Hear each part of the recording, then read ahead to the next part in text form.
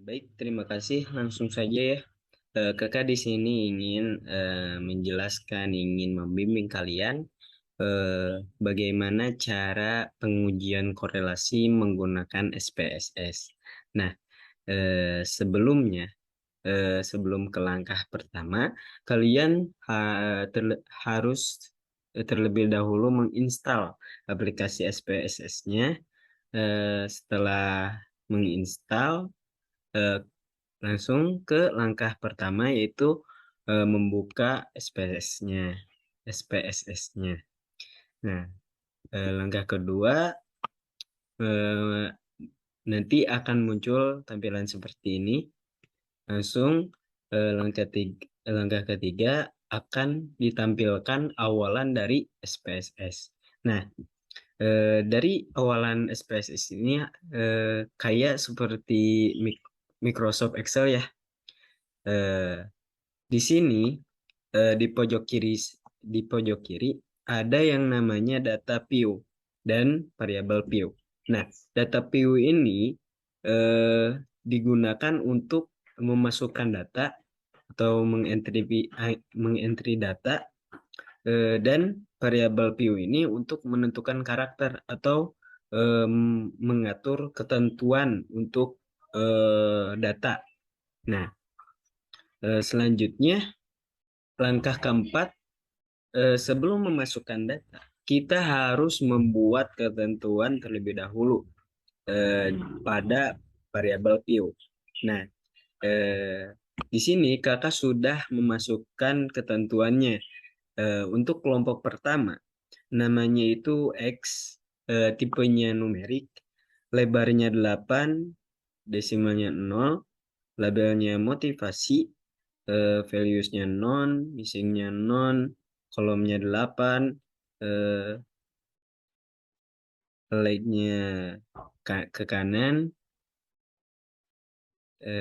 nanti ini measure-nya nah, belum ditentukan, role-nya input. Nah, yang kelompok kedua yaitu Y, namanya Y, tipenya numerik, labelnya kinerja, eh, kolomnya 8. Nah, di sini kakak ingin menguji bagaimana apakah data motivasi korelasi dengan kinerja atau tidak. Nah, selanjutnya setelah kalian sudah menentukan variable view, nah selanjutnya langkah kelima kalian harus memasukkan data ke dalam data view. Nah, kakak sudah memasukkan data yang sudah dicari. Nah, kalian masukkan nilai datanya ke data view. Setelah itu, bagaimana cara menguji korelasinya? Yaitu di sini ada di atasnya ada yang namanya analis. Nah, kalian klik analis, langsung cari yang namanya correlate, langsung pilih bivariate. Nah, setelah kalian klik bivariate, kalian nanti akan muncul keluar kotak dialog bivariate correlation. Lalu di sini ada nama, ada nama data yang kita sudah tentukan tadi, yaitu motivasi variabel X, kinerja variabel Y. Nah, di sini kita akan pindahkan ke kotak variabel. Nah, caranya dengan mengkontrol A, di sini kontrol A, langsung klik tanda panah, nanti akan otomatis pindah ke kotak variabel.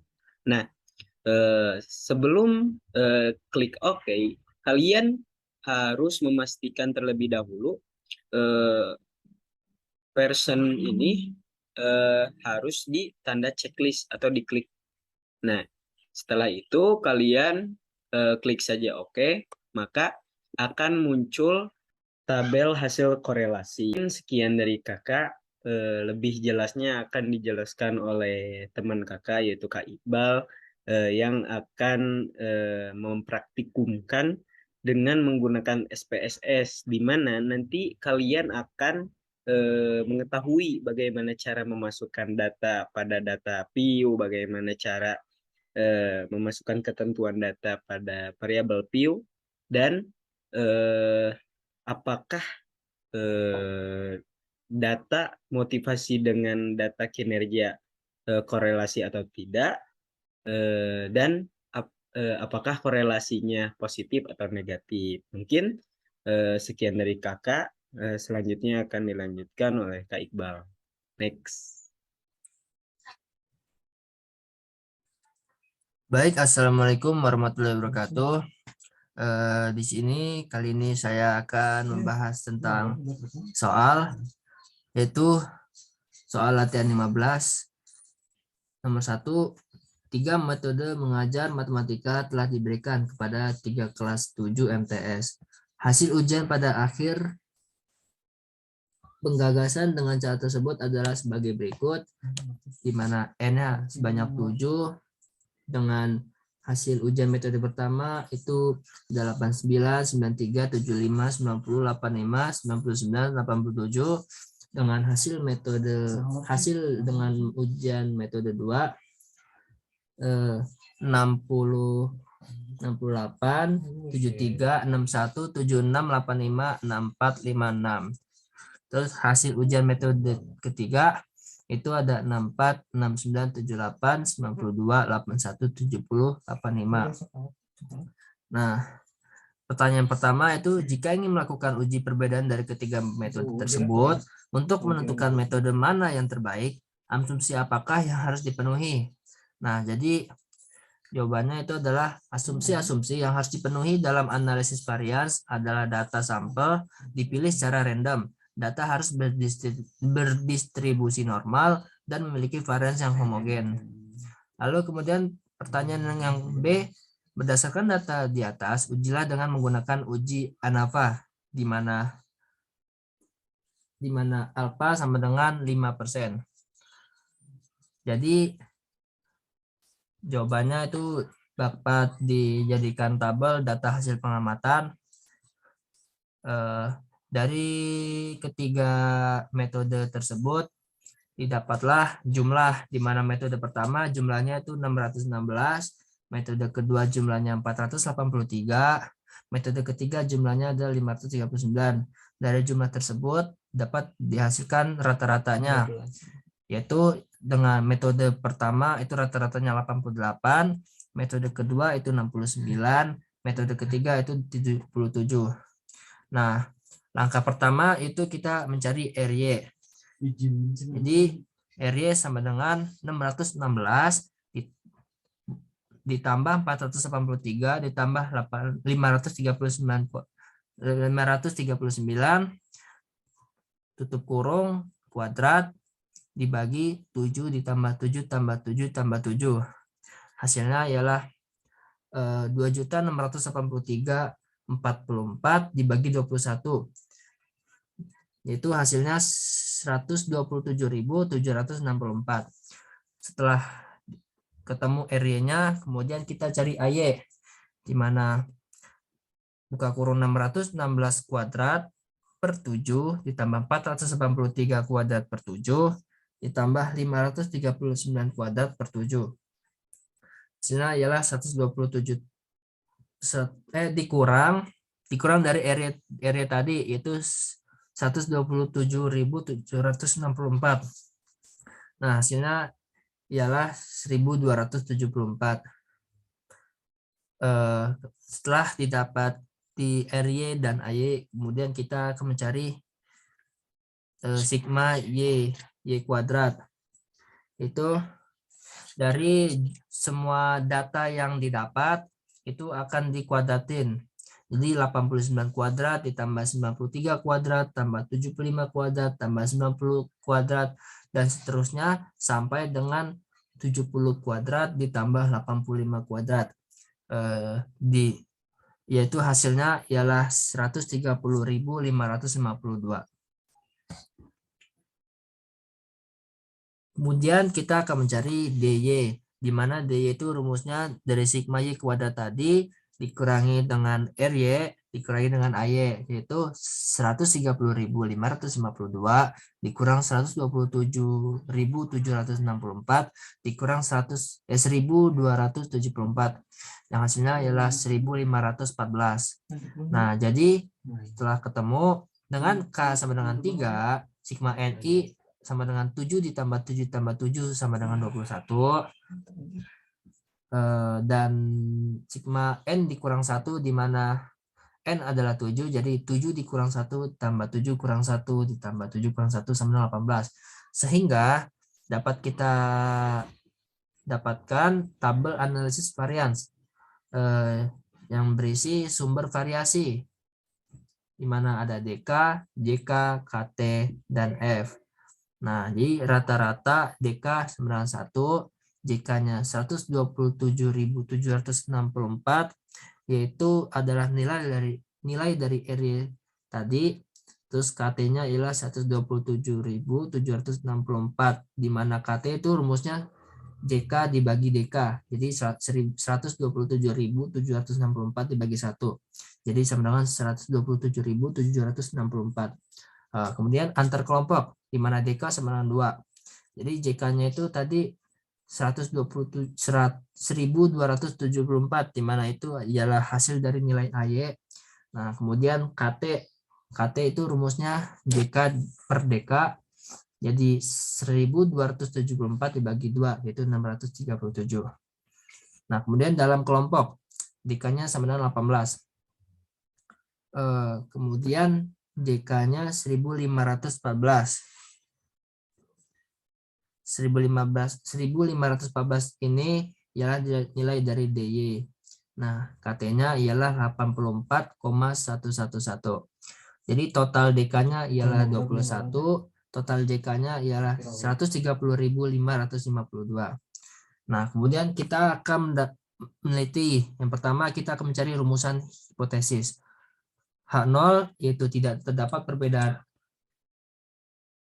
Oh ya, F-nya frekuensinya itu 7,573. Nah, jadi kita dapat meneliti pertama itu adalah rumusan hipotesis. H0 sama dengan tidak terdapat perbedaan antara metode mengajar 1, 2, dan ketiga pada kelas 7 MTS. H1-nya terdapat perbedaan antara metode mengajar 1, 2, dan ketiga pada kelas 7 MTS.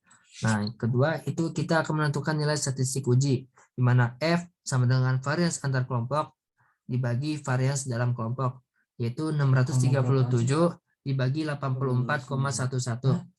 Itu hasilnya ialah 7,573. Nah, setelah itu kita akan mencari menentukan nilai F-tabel. Diketahui dalam soal X sama dengan 5%, di mana 5% tersebut ialah 0,05. Bukan X, itu alfa. Alfa sama dengan 5%, di mana 5% adalah 0,05. Jika pembilangnya K kurang 1, di mana K sama dengan 3 metode kurang 1 menjadi 2. Jika penyebut itu ialah N1 ditambah N2 ditambah N3 dikurang K, sama dengan 7 ditambah 7 ditambah 7 dikurang 3. Jadi hasilnya 18. F-tabel yaitu 5%, terus DK pembilangnya 2, DK penyebutnya 18, jadi hasilnya F-tabelnya sama dengan 3,55. Nah, setelah didapati data tersebut, dapat disimpulkan bahwa nilai F hitung, di mana nilai F hitung tersebut ialah sebesar 7,573, itu lebih besar dari F-tabel, di mana F-tabel tersendiri itu 3,55. Maka H0 ditolak. Artinya dengan alfa 5% terdapat perbedaan antara metode mengajar 1, 2, dan 3 yang digunakan untuk mengajar kelas 7 MTS. Atau dengan kata lain, ketika ketiga mengajar 1, 2, dan 3 ada bedanya atau tidak sama baiknya untuk mengajar matematika kelas 7 MTS.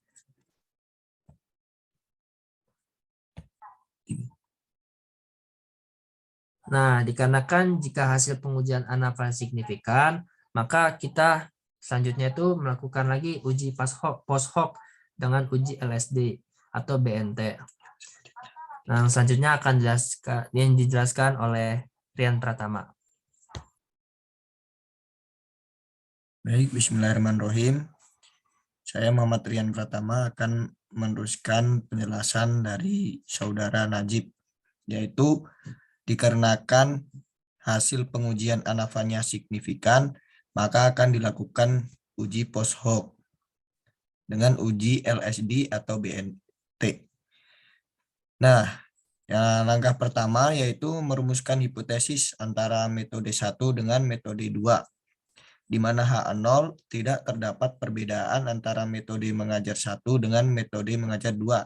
Kemudian H1 terdapat perbedaan antara metode mengajar 1 dengan metode mengajar 2. Atau dapat dikatakan H0 sama dengan mu1 itu sama dengan mu2. Kemudian H1-nya mu1 tidak sama dengan mu2. Kemudian tahap selanjutnya itu merumuskan hipotesis antara metode 1 dengan metode yang ketiga, di mana H0 tidak terdapat perbedaan antara metode mengajar 1 dengan metode mengajar 3. Dan H1-nya terdapat perbedaan antara metode mengajar 1 dengan metode mengajar 3. Atau bisa dikatakan H0-nya mu1 sama dengan mu3.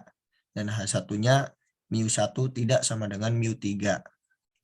Kemudian yang ketiga yaitu merumuskan hipotesis antara metode kedua dengan metode yang ketiga, di mana H0-nya tidak terdapat perbedaan antara metode mengajar 2 dengan metode mengajar ketiga, dan H1-nya terdapat perbedaan antara metode mengajar 2 dengan metode mengajar yang ketiga, atau dapat dikatakan H0 yaitu mu2 sama dengan mu3, sedangkan H1-nya mu2 tidak sama dengan mu3.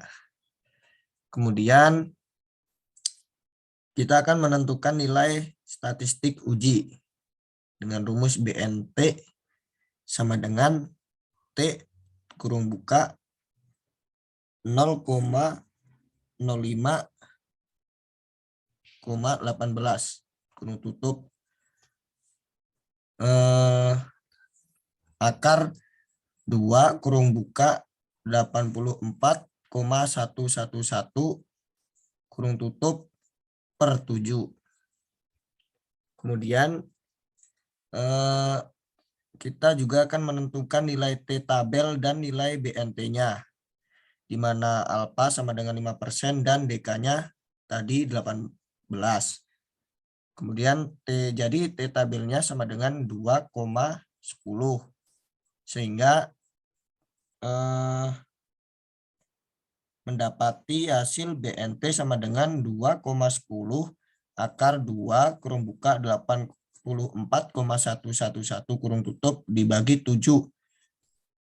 Hasilnya sama dengan 2,10 dikali 4,90 yang sama dengan 10,29. Nah, kemudian kita akan melakukan kriteria pengujian. Bisa dilihat dalam tabel di mana pasangan kelompok terdapat metode 1 dengan metode 2, kemudian metode 1 dengan metode 3, dan yang terakhir metode 2 dengan metode ketiga. Dengan perbedaan rata-rata di mana metode 1 dan metode 2 yaitu X bar 1 dikurangi X bar 2, di mana X bar 1-nya 88 dikurangi X bar 2-nya 69 yang menghasilkan 19. Kemudian perbedaan rata-rata antara metode 1 dengan metode 3 rumusnya sama. X bar 1-nya 88 dikurangi X bar 3-nya 77 sama dengan hasilnya 11. Kemudian yang terakhir perbedaan rata-rata antara metode 2 dengan metode yang ketiga, di mana X bar 2-nya 69 dikurangi X bar 3-nya 77 sama dengan 8 karena nilai mutlak. Kemudian hasil uji LSD atau BNT sama dengan 10,29 yang tadi. Untuk metode 1 dan metode 1 dengan metode 2 itu lebih besar lebih besar daripada BNT. Kemudian untuk antara metode 1 dengan metode ketiga itu lebih besar dengan BNT.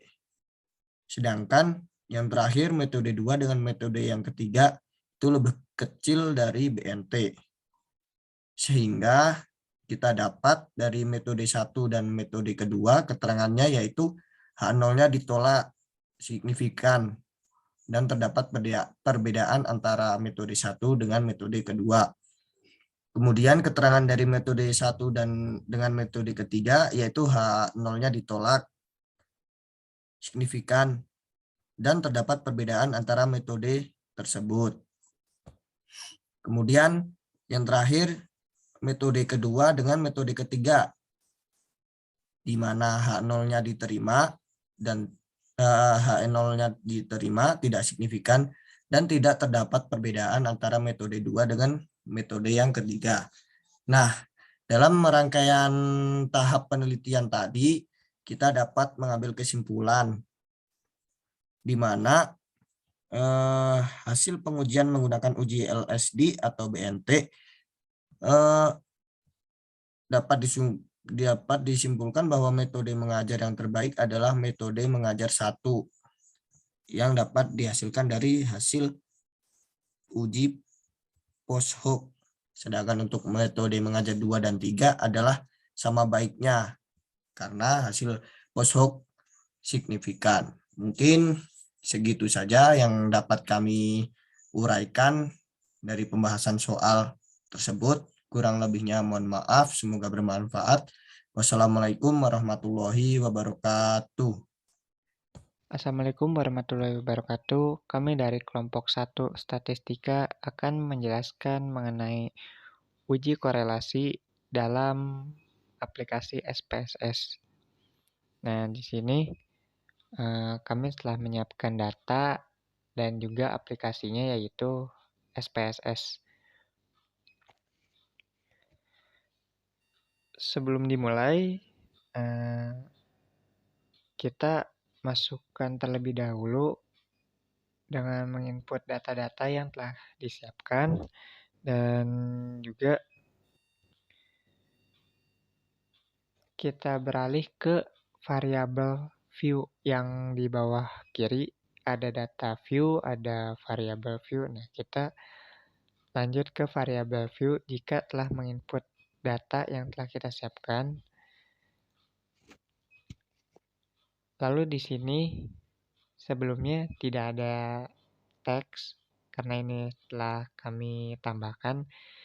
Di sini tinggal kalian ketik X di baris pertama dan Y di baris kedua.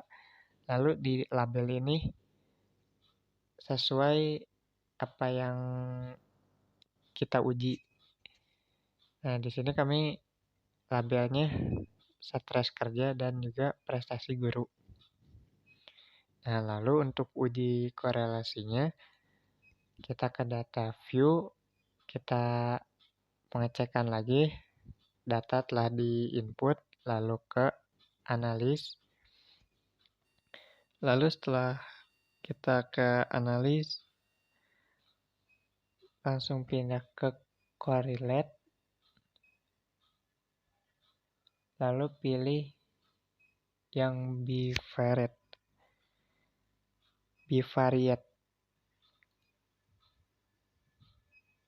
Nah, di sini ada sebelah kiri ada stres kerja dalam huruf X dan prestasi guru dalam huruf Y.